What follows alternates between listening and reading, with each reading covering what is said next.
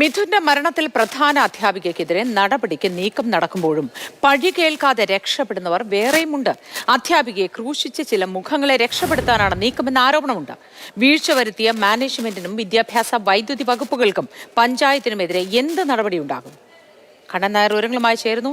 കണ്ണൻ നായർ, ഇവരെല്ലാം ഒരുപോലെ തന്നെ ഈ അലംഭാവത്തിന് ഉദാഹരണമാണ്. എല്ലാവരുടെ ഭാഗത്തു നിന്നും തികച്ചും സംഭവിക്കാൻ പാടില്ലാത്ത വീഴ്ച സംഭവിച്ചിട്ടുണ്ട്. പക്ഷേ എന്തുകൊണ്ട് പ്രധാന അധ്യാപിക മാത്രം?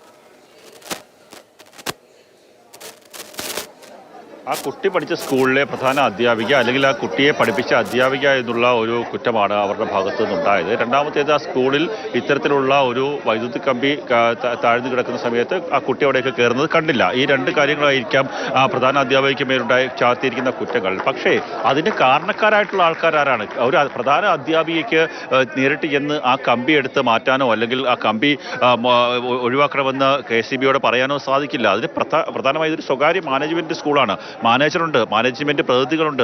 അവരൊക്കെയാണ് ഇതിന് നടപടി എടുക്കേണ്ടത്. അധ്യാപിക കൃത്യമായി തന്നെ ഇത് സംബന്ധിച്ചൊരു റിപ്പോർട്ട് നേരത്തെ നൽകിയിരുന്നു. ഇത് കുട്ടികൾക്ക് ദോഷകരമായിട്ടുള്ള കാര്യമാണ്, അത് ഒഴിവാക്കേണ്ടതാണ്, ആ വൈദ്യുതി കമ്പി ഒഴിവാക്കേണ്ടതാണ് എന്നുള്ള കാര്യം കൃത്യമായി പ്രധാന അധ്യാപിക പറഞ്ഞിട്ടുള്ളതാണ്. പക്ഷേ അതിന് നടപടി എടുക്കാതിരുന്നത് മാനേജ്മെന്റ് തന്നെയാണ്. അതായത് മാനേജ്മെന്റാണ് ഈ കേസിലെ ഒന്നാം പ്രതി. മാനേജ്മെന്റിനെതിരെ യാതൊരു നടപടിയുമില്ല. കാരണം CPM അനുകൂല സംഘടനാ പ്രവർത്തകരാണ്, CPMന്റെ പാർട്ടി മെമ്പർമാരാണ്, ഏരിയ കമ്മിറ്റി അംഗം അടക്കമുള്ള ആൾക്കാർ ഇതിന്റെ മാനേജ്മെന്റ് കമ്മിറ്റി ഭാരവാഹികളാണ്. അതുകൊണ്ട് തന്നെ നടപടി ഉണ്ടാകുന്നില്ല എന്നുള്ള ആക്ഷേപമാണ് ഒന്നാമതായി ഉണ്ടാകുന്നത്. രണ്ടാമത് KSEB ആണ്. ഈ ഷെഡ് പണിഞ്ഞിട്ട് ഏതാണ്ട് 9 വർഷമായിട്ടുണ്ട്.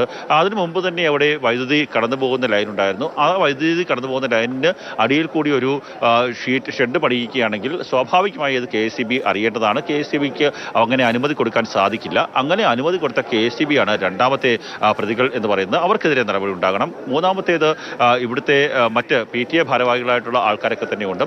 സ്വന്തം മക്കൾ ഇവിടെ പഠിക്കുന്നതാണ്. അതുകൊണ്ട് തന്നെ PTA ഭാരവാഹികൾക്ക് ഇത് സംബന്ധിച്ചൊരു പരിശോധന നടത്താൻ സാധിക്കുന്നതാണ്. പക്ഷേ ആ PTA ഭാരവാഹികളടക്കമുള്ള ആൾക്കാർ അതിൽ പരിശോധന നടത്തിയിട്ടില്ല.